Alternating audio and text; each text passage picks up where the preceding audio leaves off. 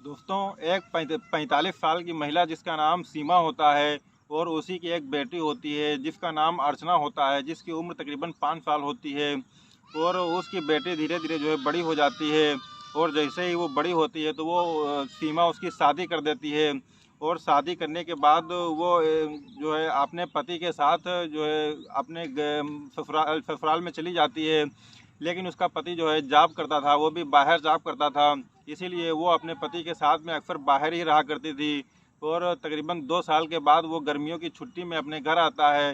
तो वो उसकी जो लड़की होती है वो अपने आदमी से कहती है कि चलो हम जो है मायके टहलाते हैं।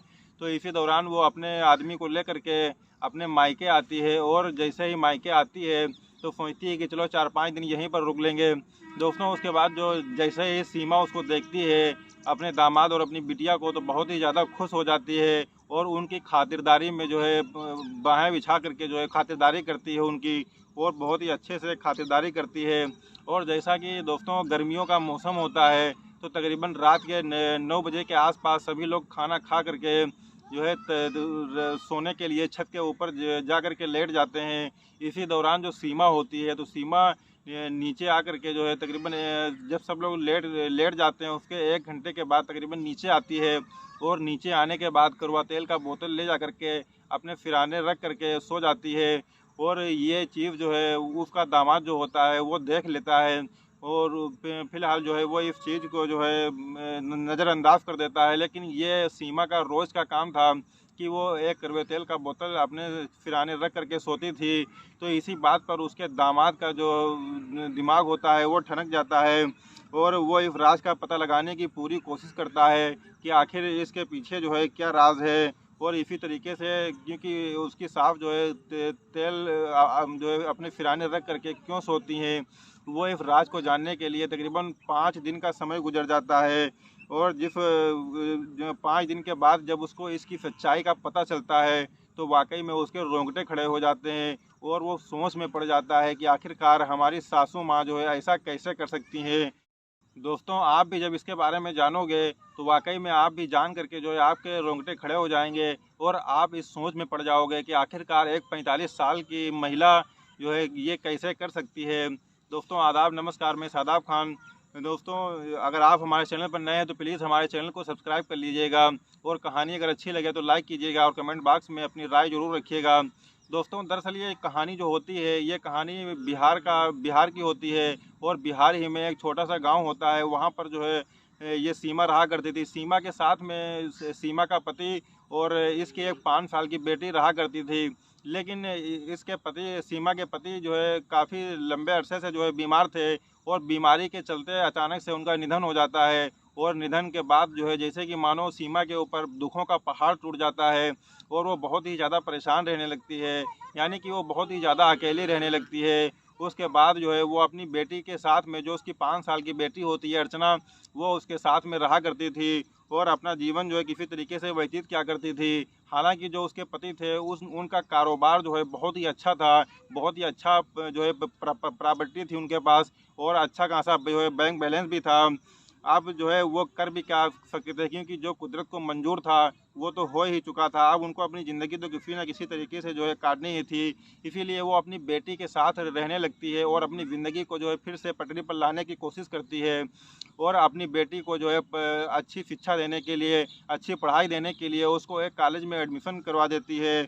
और दोस्तों, वो वहाँ पर पढ़ते पढ़ते जो है एडमिशन करवाने के बाद वो वहाँ पर अपनी पढ़ाई जारी रखती है। और बहुत ही अच्छी तरीके से वो अपनी पढ़ाई करती है। और धीरे धीरे वक्त जो है ऐसे ही बीतता चला जाता है। और अर्चना जो, जब उसके पिता का देहांत हुआ था तो उसकी उम्र तकरीबन 5 साल थी। और आज ये लगभग उसकी उम्र तकरीबन 20 साल की हो जाती है।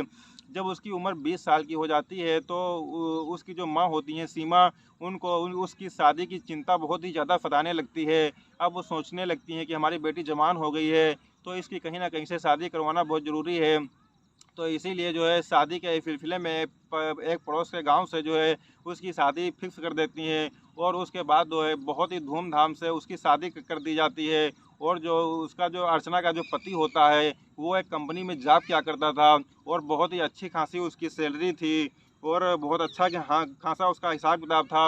अक्सर वो जॉब के सिलसिले में जो है बाहर ही रहा करता था, इसीलिए वो अपनी पत्नी को भी अपने साथ में ही रखा करता था। और वो जो है लगभग 2 साल का समय बीत जाता है। एक बार गर्मियों की छुट्टी होती है और अर्चना जो है अपने पति को लेकर के अपने मायके आ जाती है और सोचती है कि 4-5 दिन तक तो कम से कम यहीं पर रुकेंगे ही।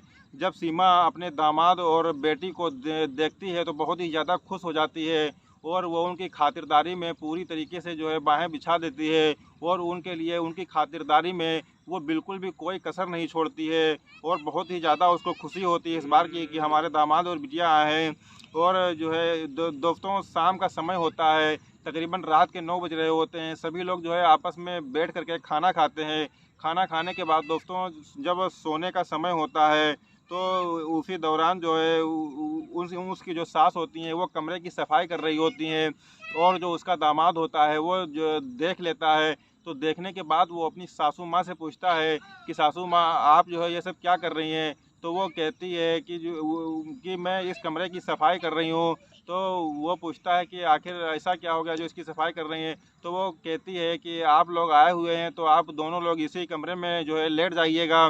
तो वो कहता है कि नहीं सासू माँ, असल में गर्मियों का मौसम है तो इसलिए हम लोग ऊपर ही लेट जाएंगे, ऐसी कोई दिक्कत की बात नहीं है हम लोगों के लिए। तो वो सीमा कहती है कि नहीं ऐसी बात नहीं है, अगर आप लोग छत के ऊपर लेटेंगे तो जो आस पड़ोस के लोग हैं वो क्या कहेंगे और हमारी बहुत ज़्यादा बदनामी होगी, क्योंकि आप लोग काफ़ी टाइम के बाद आए हैं तो आप लोग यहीं लेट जाइए। तो वो अपनी सास की बात को मान करके वो कहता है कि ठीक है तो फिर हमारा बिस्तर यहीं पर लगा दीजिएगा।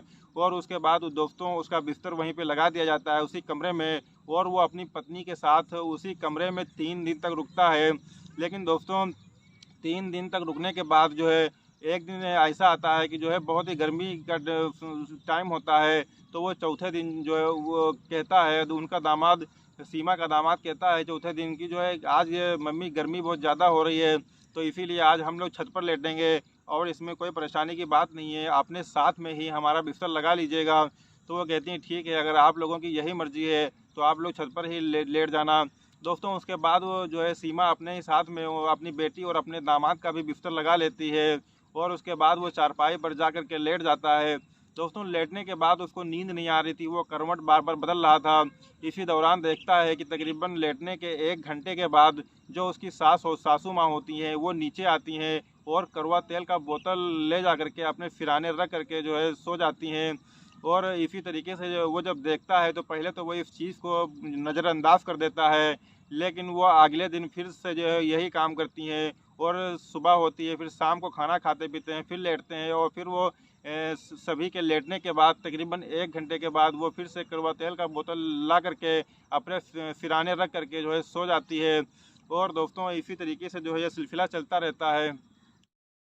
अब इस तरीके से जब वो रोज़ रोज़ अपने सिराने जो है तेल का बोतल रख करके सोती हैं तो उसके दामाद का जो वो सर होता है वो जो है भनक जाता है और वो सोच में पड़ जाता है कि आखिरकार रात में हमारी सासू माँ इस तेल के बोतल का क्या करती हैं।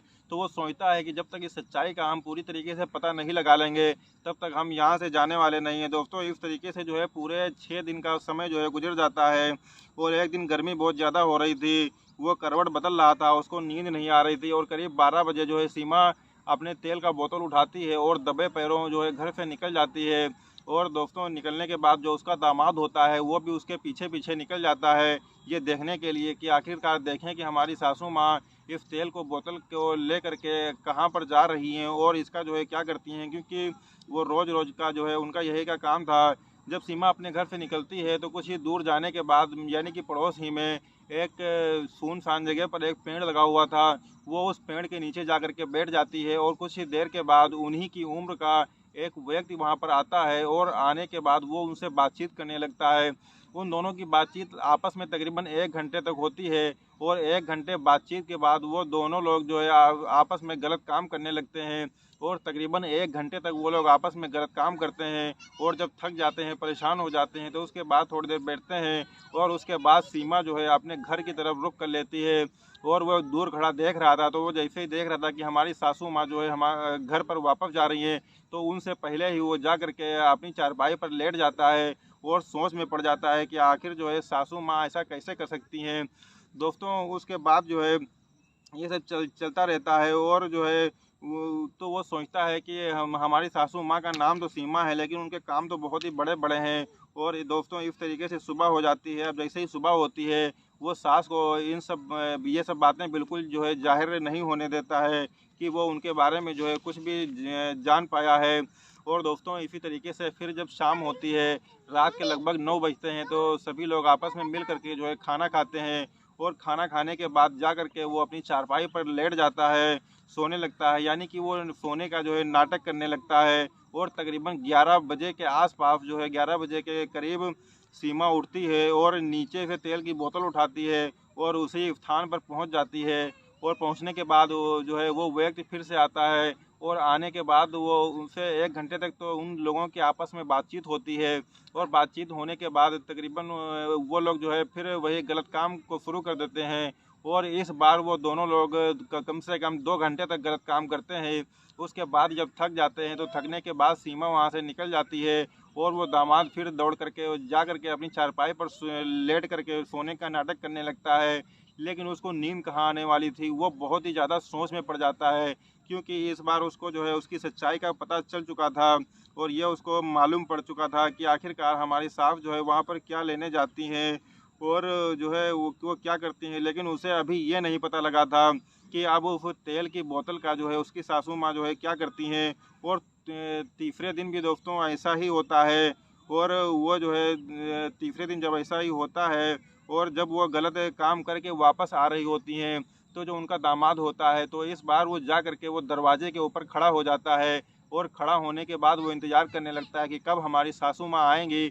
और जैसे ही उसकी सासू माँ दरवाजे पर पहुँचती हैं और उसको देखती हैं तो वो दंग रह जाती हैं और उससे पूछती हैं कि बेटा तुम अभी तक सोए नहीं हो क्या।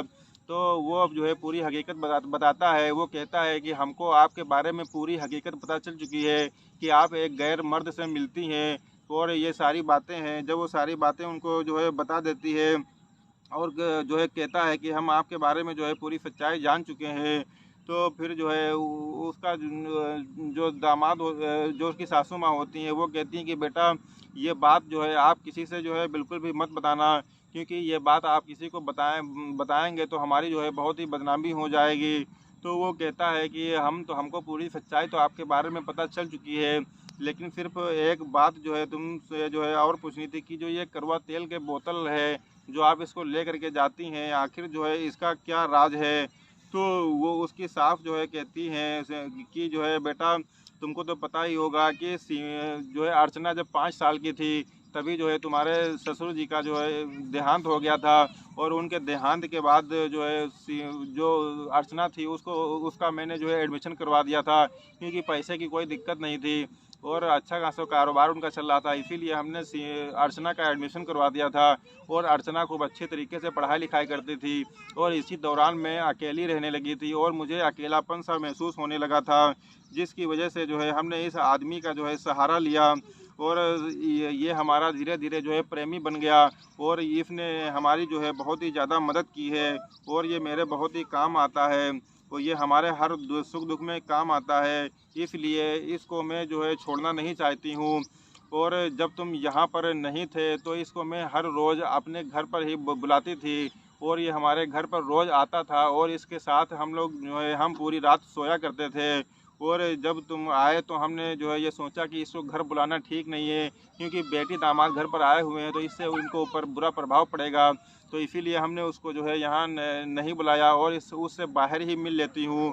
तो वो कहता है कि यहाँ तक तो ठीक है, लेकिन ये कड़वे तेल की जो है सच्चाई क्या है। कि फिर जो है सीमा कहती है कि बेटा देखो अभी हम लोगों की जो उम्र है वो काफ़ी ज़्यादा हो चुकी है और इस तेल को जो है मेरा प्रेमी जो है वो अपने प्राइवेट पार्ट में लगा करके लगाता है जब उसको, तो उसके जो है उत्तेजना सी पैदा होती है और जब वो उत्तेजना पैदा होती है तभी जो है वो हमारे साथ गलत काम कर पाता है। और फिर जो है उसको जो है गलत काम करता है तो वो कहता है कि बेटा ये बात तुम जो है अर्चना से तो बिल्कुल भी नहीं बताना, वरना जो है उसके दिल को जो है बहुत ही ज़्यादा ठेस पहुंचेगी और हमारी बहुत ज़्यादा बदनामी होगी। दोस्तों उसके बाद फिर जो है सुबह होती है और वो अपनी सास से के पहले ही कह देता है कि अब मैं यहाँ पर दोबारा कभी नहीं आऊँगा।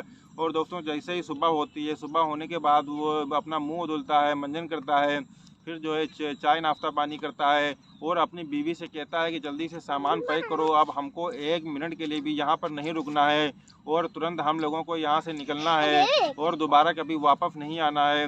तो उसकी बीवी कहती है कि आखिर बात क्या हो गई है, पूरी बात तो आप हमको बताइए कि कौन सी दिक्कत हो गई है। तो वो कहता है कि नहीं दिक्कत कोई नहीं है, लेकिन अब तुरंत हमको यहाँ से निकलना है। और वो कुछ भी उसको नहीं बताता है और उससे कहता है कि अपना सामान उठाओ और यहाँ से हम दोनों को जो है बिल्कुल अभी चलना है। फिर ये दोनों अपना सामान उठाते हैं और तुरंत ही वहाँ से निकल जाते हैं। दोस्तों, ये कहानी यहीं पर समाप्त हो जाती है और इस कहानी से आपको क्या शिक्षा मिली आप जो है कमेंट बॉक्स में ज़रूर बताइएगा। और दोस्तों, हमने एक नई मुहिम की शुरुआत की है कि जो भी दर्शक बंधु कमेंट बॉक्स में अपना नाम और अपना जो है सिटी का नाम लिखेंगे, उनके नाम की मैं अपने दूसरे वीडियो में अगले दिन के वीडियो में लास्ट में उनके नाम की जो है घोषणा करूँगा। और दोस्तों, आप लोगों से ज़्यादा गुजारिश है कि आप अपना नाम और अपना सिटी का नाम ज़रूर लिखें ताकि मैं आपके नाम को जो है ले सकूं और जो है आपके नाम को बयान कर सकूं। दोस्तों, इस कहानी को सुनाने का उद्देश्य किसी की भावनाओं को आहत करना नहीं है, किसी को ठेस पहुंचाना नहीं है, बल्कि समाज में घटित हो रही घटनाओं से सिर्फ आपको अवगत कराना है ताकि ऐसी घटनाएं सुन करके आप जो है सुरक्षित रह सकें, अपने परिवार को सुरक्षित रख सकें। दोस्तों, मिलते हैं एक नए दिन एक नई कहानी के साथ, तब तक के लिए शब बखैर।